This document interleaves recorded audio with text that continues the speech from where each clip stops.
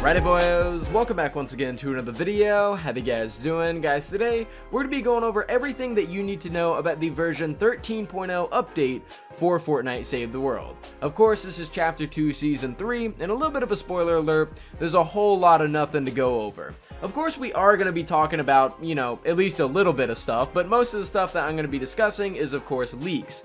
Leaks aren't always 100% confirmed information, only what Epic Games says is 100% confirmed, and even then that's only sometimes. The only thing that Epic Games really had to say about Season 3 of Save the World is this. Dungeons and Blockbuster got extended to the 30th of this month. The tickets that we have been converted to Spy Llamas, and we can buy Pirate Llamas from now until the 30th if we'd like, as well as 2 items that nobody really cares about returning to the game, and that's about it. That is pretty much your entirety of the Season 3 update at launch.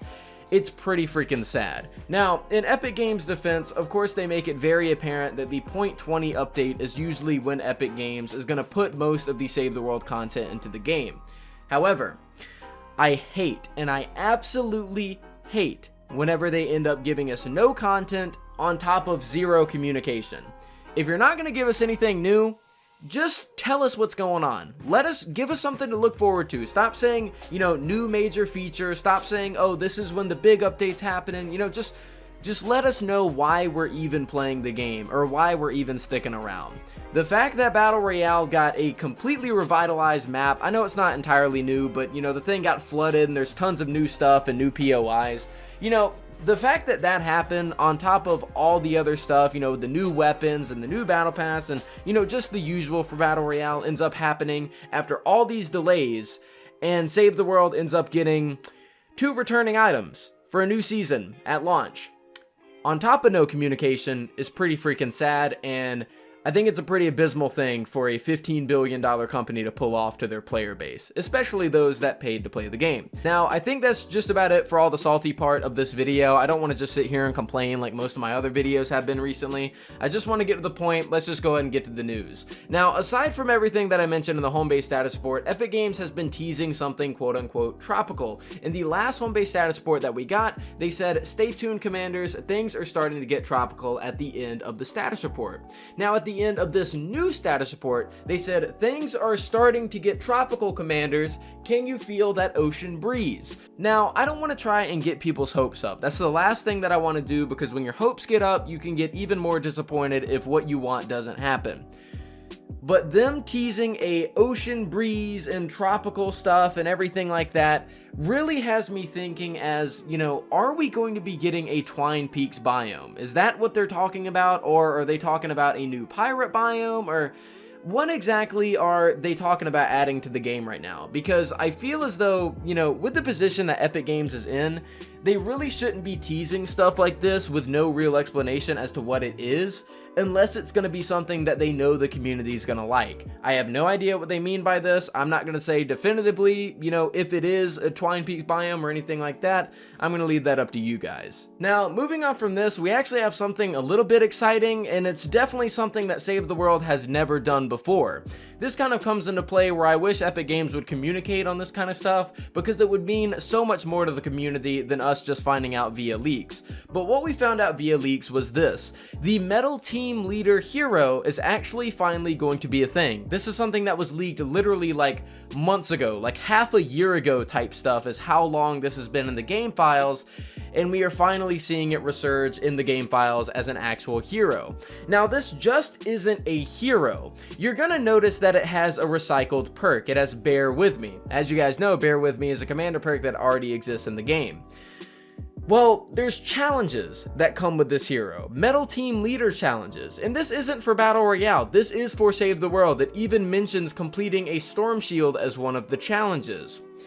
Now, what this basically is what it seems like is a way for Epic Games to make money with Save the World. I'm not sure if this is the new major feature or not, but it looks as a way to monetize the game. Basically, a lot of this stuff was leaked by Inside Homebase. He said, apparently if you want the new Teddy Outlander, you have to pay real money. The bundle is marked as a real money transaction item. This would explain why the commander perk is recycled. I said at the end of this, is this finally Epic's way of trying to monetize Save the World and make money off of it? I said, in my opinion, this is both good and bad news. It's good news for proper monetization, but bad news for those that want the person for free, you know, the hero. But at the end of the day, it's just a reskin perk, so I don't care. They're not really locking a new perk behind a paywall, so it's basically just a cosmetic item. It looks like Save the World is going to start getting starter bundles from the looks of this Metal Team Leader hero, but we're just going to have to wait and see. If I had to guess how this is going to work and the way that they're going to pull this off, I guess the way that this works is this. You buy the starter bundle, you get maybe the skin, and then you run the challenges to unlock the hero with the team perk, or maybe vice versa, something like that. But it looks like a real world money transaction, so you can't buy this with V-Bucks or anything like that. But this looks to be Save the World's first ever starter kit, and I think if Battle Royale players want to actually use this in Battle Royale, they may actually be incentivized to buy this and then play Save the World to actually maybe earn the skin or earn something. I don't know. I don't know how this is going to work. Epic Games hasn't said anything, but this is only leaks that I'm going off of. Figured I would let you guys know. Now, moving off of that, we actually have the Bear Smg, which is another leak that we talked about months ago that is finally in the game, and this is basically the Teddy SMG. It literally is modeled directly after the Teddy minigun. It looks really cool. I like it. At the end of the day, it's just another weapon. I don't really care for new weapons unless we got new content to use them in. However, this is a nice piece of fan service, so if we are going to get a new weapon, I actually kind of appreciate this one. Now, moving on from this, we actually have some pretty huge leaks. Now, like I said, leaks aren't 100% confirmed, but this looks kind of spicy, and it might be quote-unquote the new major feature that's coming to the game. This was tweeted out by Jacoco. He said, looks like Phoenix, which is something that was in the game files, is a vending machine for Save the World, where you trade crafting materials for something. Materials like ores and mechanical parts, and basically at the end of the day, give the vending machine different items, and it will give you items in return. So it either could be a little bit like a trade station, or it could be something like converting items, like, let's say, give 20 copper for 10 silver, or something like that. Of course, this is like a concept that people have had for Save the World going on years now. Whenever the vending machine was first put into Battle Royale, this could be the new major feature. If the new major feature is a vending machine, I'm not sure I'm going to feel about that, but it's definitely something I feel like the game could use. I just don't know if I want it to be my main major feature to come to the game, but it does sound pretty interesting. Going off of this, there also seems to be a Phoenix repair bench in the game files for you to be able to repair your weapons. Now, I'm not entirely sure exactly how I feel about this, because I'll just craft another weapon. I don't think there's going to be an instance where this is usable unless Epic Games ends up implementing something. Now, aside from that, that is it for the Homebase status report. That is it for the leaks. Now I just want to talk about some minor changes that you might find in game. Number one, the retro sci-fi zappers have found their way back into the game. I think this is a bug. I don't know why they're in the game. They were around for the retro sci-fi event, and now they just kind of showed up again. I don't know why. They look cool, so I guess that's a plus. Aside from that, the Blockbuster event, if you were in the middle of completing your quest line, it just got completely reset back to quest page number 1, so you can replay through the whole Blockbuster quest line if you want, or you can just not. I advise that you just not. Now, aside from that, moving on, the daily quest items in the quest log have gotten moved to the top part of the actual quest log instead of towards the bottom, I guess to prioritize people to log on every day, get their V-Bucks, and do their gold stuff.